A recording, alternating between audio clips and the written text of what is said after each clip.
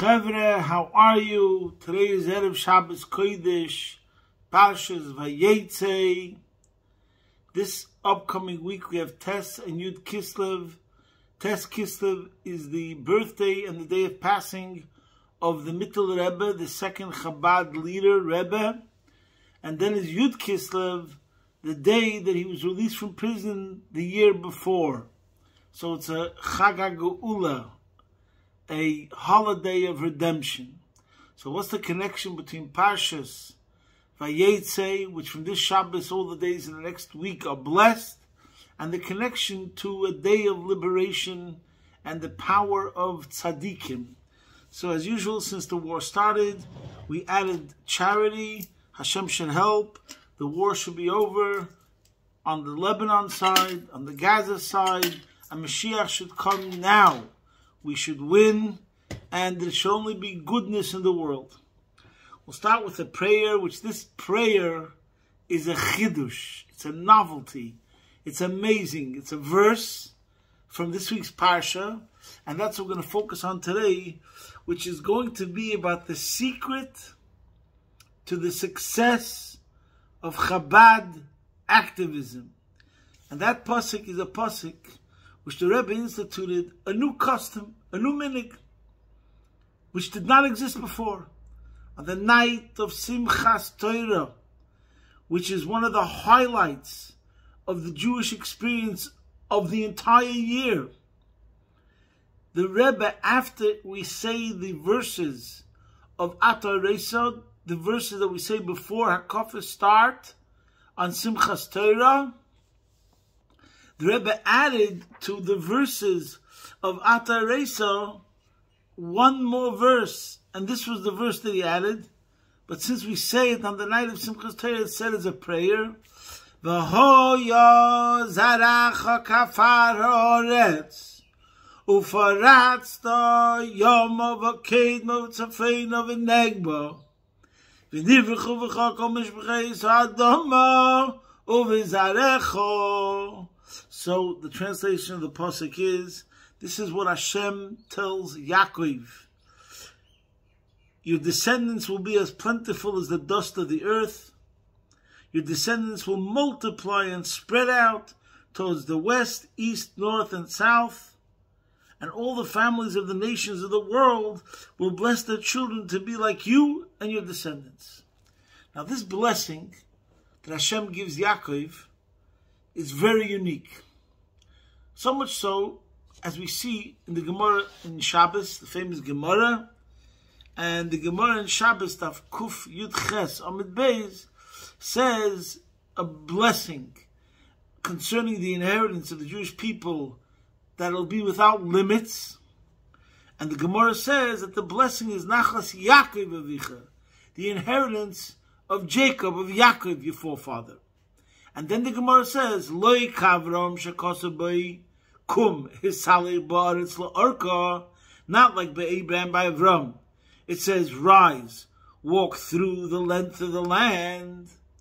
So it's talking about you getting a land, one land. You get that entire land. V'loi ki Yitzchak, not like by Isaac, by Yitzchak Avinu, where Hashem told him, Shekosabay Ki L'chol Zaracha Etin is called Ha'aratzis Ha'elu, that to you and your children I will give all these lands. But it's still a limit. It's more than one land, but it's these lands. Elokei Yaakov, but like Yaakov, Shekosabay, that by Yaakov, what does it say? Ufaratzta yoma v'kedma v'tzafoino v'negba. You will spread out to the west, to the east, to the north, and the south. How far in each direction? No limits. So we see that the Gemara points out the superiority of Yaakov Avinu, that his blessing is greater. In a way, Avram and Yitzchak, their blessings are limited, and the blessing given to Yaakov is unlimited, no limits. So here we see that this blessing of Ufaratzta Yoma V'Keba V'Tzafeina V'Negba is a greater blessing. And not only just plain a greater blessing, but exponentially greater. Be'ein Areich. So why is that? Why did Yaakov get that blessing? What does it mean to us As we know the rule in Judaism, that in order for us to cause a reaction, Isarus Le'ela, and arouse from above, we have to have an Isarus Le'tat and arouse it from below. So in order for blessings usually to become more effective, it starts with us mirroring something similar. So in order to understand what is the blessing, why did Yaakov get such a blessing, and what does it mean in our daily service, let's start off with the paradigm of Yaakov. Starting from this week's Parsha, where Yaakov is sent on a shlichus. Yitzchak sent Yaakov to go get a wife. The difference between the paradigm, by the way, many things we're speaking today, we spoke other times. What can we do if things repeat themselves, and each time with a different emphasis? Avram Avinu had a father who was an idol worshipper, and Avram was told, Lech lecha me'artzecha me'ladvecha me'beis avicha. He had to escape his household. He had to escape the home of his parents that were a negative, adverse influence on him. So get out of there. It's a bad place. That's Avram Avinu. That's how his real beginnings and of his relationship with Hashem starts in a way where he's told, leave your environment, leave your birthplace, leave your place where you inhabit now and you live now. It's not a good environment. Then comes the paradigm of Yitzchak. Yitzchak is super holy. He's the first Jew that's born from a Jew, has a Jewish father. He's the child of Avram. He's brought up in a very safe space, a very holy space. So much so that he was not allowed to leave Eretz Yisrael. He stays in put. He stays in his safe place, solidifies it, etc. But the paradigm of Yitzchak is staying put, solidify, and don't go to any hostile environment. Then we have the story of Yaakov, the beginning of this week's Parsha. Vayeitzei Yaakov mi Beersheva, vayelech Harana. He's in the house of the Rebbe. Yitzchak is the Rebbe, Rivka is the Rebbetzin. He's in the best possible environment. But something happened. He got blessings. Whatever the story of that is. Now he has a psychopathic twin brother who's gunning for him and running after him. And Yitzchak, his father, sends him away from the house. Go away. Vayeitzei Yaakov. Yaakov is to go away. He's on a mission. But he went away from a safe space and he's going into a hostile environment. What happens at the beginning of this week's Parsha? He falls asleep. He has a dream. The first place where God reveals himself to him in an explicit manner is in this week's Parsha, where it says, V'hinei Hashem nitzov olav, v'yoymar ani Hashem. Hashem comes to him and says, I am Hashem. So when does he get this revelation? His highest level of intimacy and connecting with Hashem happens when he leaves the safe space, when he leaves the yeshiva, when he leaves the environment of his father and the yeshiva which he was for a couple of years before he went to Haran. And then he gets his highest level of revelation. And why? Because this is the story of every Jew. Generally speaking, as the Jew descends from on high, that's one level of interpretation of what's going on over here. From the holiest of holies, from the spiritual realms, from the ultimate safe space, he's sent on a mission of God to transform hostile environments and to elevate it. That's the story of Yaakov. He's going to go to his uncle who's a gangster. And it's a bad place. He's surrounded by gangsters and criminals. And in that home of gangsters and criminals, who's a con man, who's going to try to trick him in every single which way, as this week's Parsha discusses, he's going to keep to his integrity, he's going to keep to his character, and he's going to bring up a Jewish home. All of Yaakov's children became holy tzaddikim and the forefathers of the rest of the Jewish nation. All the 12 tribes come from Yaakov. Where did he raise the 12 tribes except for Binyamin?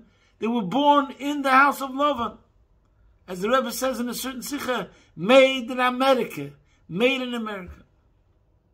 So this is the new paradigm.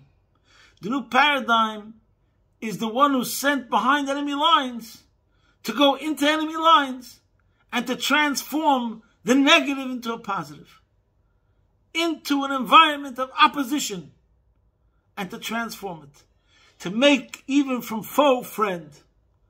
That's a new paradigm. And the point is, and the lesson is, the one who is sent further, lower, in the lowliest of lowliest, is given the most awesome, powerful, intense abilities to be able to overcome it and rise. And that's the story of the Jews in general. No matter what opposition, no matter what challenges, no matter what adversity, a Jew comes out a winner. And that's the message in the beginning of this Parsha, Vayeitzei Yaakov Be'ershova, Vayelech Harana. And that's the verses over here where Hashem tells him, do not fear, I am with you, Al Tira Avdi Yaakov. And when Yaakov wakes up from the dream, by the way, he also makes a statement, which this statement defines what the whole mission is about. The stone which he put around his head to protect his head, Yaakov says about it, V'evan azoi shesamti matzeva yiyeh, v'shem shesamti matzeva yiyeh beis elikim. And he says, V'chol ashetiten li asar asanulach, which means this stone that I have set up as a monument will become a house of Hashem. And he says, I will offer sacrifices on it. And he says, I will set aside a tenth for you of everything that you give me. So the point is, whatever nazis, what does a stone represent? A stone represents the inanimate. It's not only that Yaakov will use vegetation and the animal kingdom, because there's 4 categories of creations in this world. Doimim, inanimate, Tzemeach, vegetation, Chai, the animal kingdom, Medaber, humans. The whole purpose of man is to take something which is inanimate, use that, let's say earth. From the earth comes grass. From grass, animals eat the grass. And then humans eat animals. And the animal becomes part of the human, and the human serves Hashem, uses the energy that he got from the food, and he channels it to a higher purpose. So in any case, there's doimim, the inanimate, tzemeach, the vegetation, the chai, which is the animal kingdom, and medaber, which is humans. And the point of everything is that man was sent on this planet Earth to elevate everything to a higher purpose. So this is what it means when it says, whatever nazois, this stone, even a stone, a simple stone, which doesn't reflect some major energy, some major force, some major liveliness. It's inanimate, it's a stone. What's the whole point of my mission on this planet Earth, and my mission in general, is to take even something like a stone and elevate it and use it for the highest purposes imaginable, which means that we bring out godliness even in the stone, even in the lowliest level. And he also mentions, V'chol ashetitn li asar sanaloch, by giving charity of everything, he elevates everything. Okay, so that's a statement about what his mission is. Now, how are we going to succeed in this mission? So the rule is, like we mentioned before, about the blessing. What was the blessing that Hashem gave him? Ufaratzta. What does Rashi say on the words Ufaratzta? Rashi says on the words Ufaratzta that it means strong. That's what it means. Hashem stands above Ufaratzta. Rashi says V'chazakta, which means powerful, strong. But the word Ufaratzta doesn't only mean powerful, strong. The word Ufaratzta means to break free. The Baal HaTurim over here brings a numerical value of the words Ufarasta. See there that it's alluding to the state, the happening, the situation where the Yidden was standing in front of the Yamsuf, the sea, by the splitting of the sea. In other words, Ufarasta means break out. So in other words, like this, and this is the point we're going to discuss mainly today, practical, is like we have 3 levels. We have a level, let's say, about being rational, because this is a similar concept in another area of Chassidus called Shtus Kedusha, which means craziness, holy craziness, holy crazy, which means like this. We have one level of craziness, which is lamata min haseichel, acting irrational in a negative way. Then we have another approach, which is being sane, being rational. But then we have the third approach. This is what Chassidus demands from the person. It's not enough just to be rational. Just being rational and sane won't really radically change the world. In order to make the world a totally different place, sometimes you have to go to the other extreme. And the way to go to the other extreme is by the way called Shtus Kedusha. You have to act in a way which is good crazy. Good crazy means you go beyond your nature, beyond your limitations, and you do things that are beyond what even you thought you could accomplish, because you're connected to a higher source. We could call good crazy transcendence. You transcend even your own nature, even your own limits. So one area we see this is concerning Shtus Kedusha. Another area we spoke many times, there's walking, there's standing still. That's one level. God forbid, when you're standing still. If you stand still, you're going to go down. Then there's the next level. You're walking. Okay, you're walking, you're advancing, step by step. Then there's another level. You're not only walking, you're running. That means you're advancing and making progress at a faster pace, which is very good. But then comes a level which Chassidus calls dilug, a leap. Because when you're walking, and even when you're running, there's one foot on the ground, one foot that's off the ground. But that means you're still ultimately always connected to the level where you came from.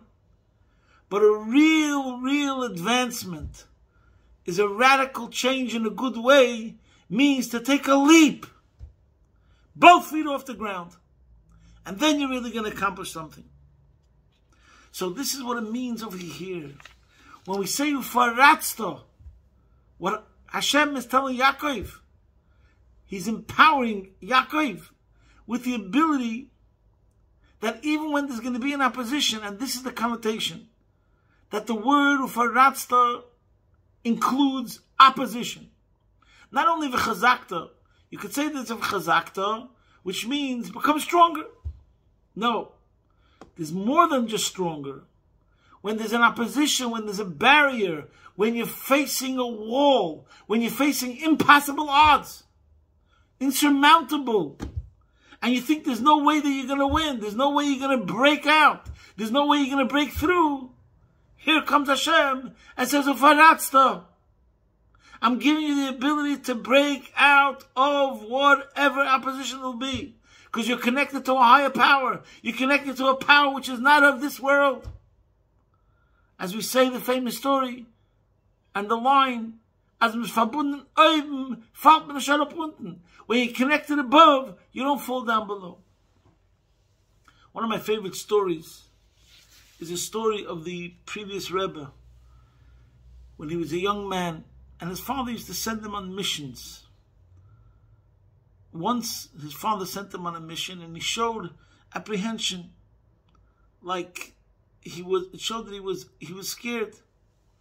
So his father looked at him and said, "You're scared? You know what avodah is? You know what work is? You know what toil is?" And then he told him as follows: Avodah is dass du a Wand, und man geht zu der Wand und man knackt mit dem Kopf. Und man knackt und man knackt und man knackt, bis man macht ein Loch. Und von dem Loch macht man ein Tier. Und man geht da durch. Aber der Kopf bleibt ganz. The Rebbe Rashab, his father, told him, you know what means real work? Real work is when you're facing a wall. It seems insurmountable. You go to the wall, you start knocking your head against the wall. And you keep on knocking your head against the wall until you make a crack. From the crack, you make a hole. From the hole, you make a door. And you go through that door. but the head remains intact. So amazing. In other words, this is the approach. Failure is not an option. Do whatever it takes. And you have to believe that Hashem is with you. Ufaratzta. You will break through that barrier. That is the blessing that Hashem gave Yaakov. And therefore, ufaratzta, from this approach, from this attitude, then there's no limits to what the results are. Yom of a kedma v'tzafein of a negba, no limits. Because since you triggered that power of infinity from Hashem, which is in you, you can accomplish. The sky is not the limit. But we have to start with that sort of avodah. Now, what does it mean practically? In many places, the Rabbi gave examples, like for teachers, you're dedicated beyond the hours of work that you're getting paid for. If a student needs your help and turns to you, don't look at the clock. The same thing is when it comes to learning Torah. If you really want to accomplish something, you can't study according to the clock. It's your oxygen. You understand? When we're talking about something that's your oxygen, you're not limiting it to how much oxygen you should have. And the same thing sometimes when it comes to charity. There is a concept of charity which you just give everything away if you believe that this is what's going to change the situation. I'm not getting into details, and I'll speak to your local rabbi. But we're talking about the approach. And this is something very important, when we speak about dialogue, we speak about language. Today we're living in a world where there's certain words. And words have meaning and words have definition. So many people say, you know what the problem is? The extremists. If we had more moderates, the world would be a better place. I don't believe Judaism believes in such a language at all. Balance is the key to success. I don't believe Judaism believes in that. There is a Rambam that says there's a derech ha-mitzvah. But I don't believe there was any real person who made a difference in your community, in your city, in your town, on your block, who's going to say about him on his tombstone, he was a balanced person. No. If he was a balanced person, he didn't accomplish too much because he was never going to shatter the status quo. It's the people that have strong views, that are ready to swim against the current, that are ready to fight injustice, that are ready to make a change where previously there's something which is not all right. Starting from Avram was the first Jew, is called Echad Hoya Avram. He was one man alone against the world, the entire world. And that story has repeated itself again and again and again in the history of the Jewish nation. And Avram was called Echad HaIvri. What does the word Ivri mean? He came from the other side. He's on one side, Me'ever HaYarden. He's from the other side. He's on one side, and the entire world's on another side. Whatever the culture is, whatever the environment is, and he, being connected to the right source, understands that sometimes you have to fight, make a revolution, a grassroots revolution, then to get other people involved to spread the light, be the light, the small light that's surrounded by much darkness. And that's what it means, ufaratzta. Now, this is obviously Yaakov, the name Yaakov. Next week's Parshas Vayeitzei, it says that he's also given a name Yisrael. But the name Yaakov represents Yud. Yud is one of Hashem's names, and it comes down into Akev, into the heel. So again, Yaakov represents the Jew who is struggling. He's fighting, and he's going to be successful in his fight. But because he's on the battlefield, he's given the greatest ammunition, the greatest empowerment to be able to overcome whatever barriers stand in his way, and that's what it means, ufaratzta. Now, let's go to Lubavitch and let's go to Chabad. This week was the Kinus HaShluchim, the conference of all the Shluchim. There were 6,000 rabbis, Shluchim, emissaries of the Rebbe. I want to tell you something which is not so discussed, and I don't know why. The Rebbe started a custom. I started today's shir by mentioning. The Rebbe would say this verse, V'ho yozaracha kafar ha'oretz, u'foratzta yoma v'kedma v'tzafeina v'negba, v'nivrichu v'cho kol mishmreis ha'adama, u'v'zarecha.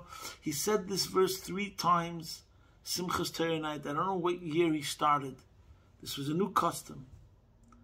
And in my humble opinion, this, while the Rebbe was doing this, and this is what you call Rebbe stuff, I don't think the Rebbe ever explained it. I don't know of a source where the Rebbe spoke about it. But to me, the Rebbe was using the verse from the Chumash that Hashem told Yaakov as he was going to go into a hostile environment and face the greatest opposition and barriers that could be. And with this verse, he was given the blessing that he could break out, break through whatever barrier there will be. So to the Rebbe, by saying this verse, every Simchas Torah, he had in mind, in particular, the Jewish nation facing whatever barriers they would face, but in particular, his emissaries. Let's not forget, the Shluchim are Shluchim, emissaries of the Rebbe. The Rebbe is the Mishaleach, the one who sends his messengers, his agents, in situations where surrounded, they're in situations where there's an enemy, the secular environment, secularism, call it whatever you want. And he's responsible. Part of his unbelievable efforts to bless and to see the fruits and success of his shluchim is to say this verse on Simchas Torah, which is a very holy time. I can't tell you why Tafke then he said it. I'm not a Rebbe, but I can just tell you this is a chidush. It's a new minig the Rebbe instituted, that we say this verse on the night of Simchas Torah. And I believe that the Rebbe, I could also talk about Motzei Yom Kippur when they sang Napoleon's March, but I believe there were certain things where the Rebbe, using all the powers that a Rebbe has, pulling strings and working stuff to accomplish, to bring success to all the shluchim that are in the world, spreading Hashem's words and spreading goodness and kindness throughout the world and elevating the whole world and transforming the entire world. When you think about the idea of the shluchim that are mamish all over the world, doing unbelievable work, even in situations which involve mamish actual mesiras nefesh, as the story that happened with Tzvi Kogen, Hashem Yirachem. And even right now in Ukraine, there are shluchim that are still there. They're being bombarded with bombs, literally bombs, that are going off, and they're still staying. They're not deserting post. So the blessing should be fulfilled. One of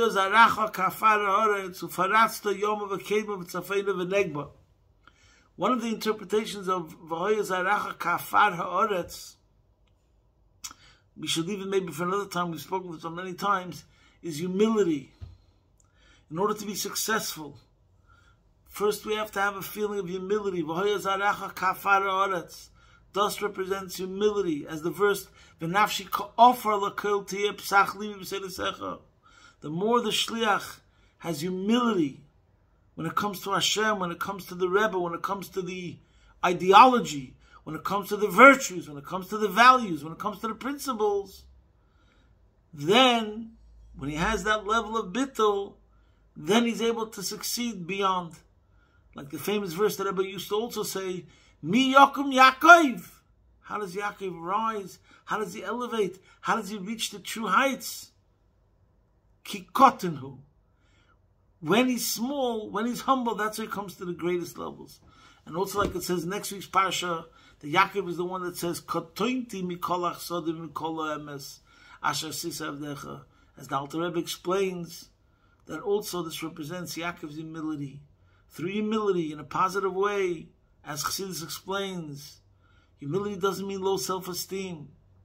Humility means that you understand that you're given blessings, like this blessing of Ufaratzta. And the more humility, the more you make yourself receptive to the blessings, to the power, to the force of Hashem, the more it works through you, because you're a greater instrument, you're a greater conduit to Hashem's powers by being humble. We'll finish off with one story. There was a shliach, and he was given an offer to become a rabbi in a small community in Eretz Yisrael. It was called Yisod Hamaleh. One of the shluchim that the Rebbe sent to Israel in the mid-70s. He wrote to the Rebbe that it's a very small community. A Makom Katan. It was a very small community, and he didn't know if he should go over there because these were shluchim that were handpicked by the Rebbe to go to Israel, and some of them became rabbis in very big communities. So he wrote to the Rebbe that this is a small community. And he wrote it to the Rebbe on the day of the Rebbe's birthday, Yud Aleph Nisan, which is right before Pesach. And the secretariat of the Rebbe, Rabbi Binyamin Klein, had told this shliach, Rabbi Yaakov writes that probably you're not going to get an answer until after Pesach, because the Rebbe is very, very busy these days before Pesach. Anyways, within a couple of hours, he got an answer from the Rebbe, and the answer was around the words that he had written, that it's a Makom Katan, it's a small place, a very small, limited amount of families. The Rebbe wrote, that when it comes to shlichus, the fact that it's a small place, it doesn't even enter the equation. In other words, if we're talking about preparing ourselves for Mashiach, that means every single place is important. And we can't give up on any place.